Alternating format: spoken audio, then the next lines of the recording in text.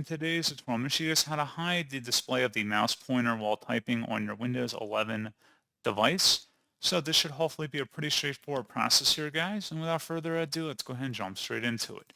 So all you have to do is open up the search menu and search for settings. Best result should come back with settings. Go ahead and open that up.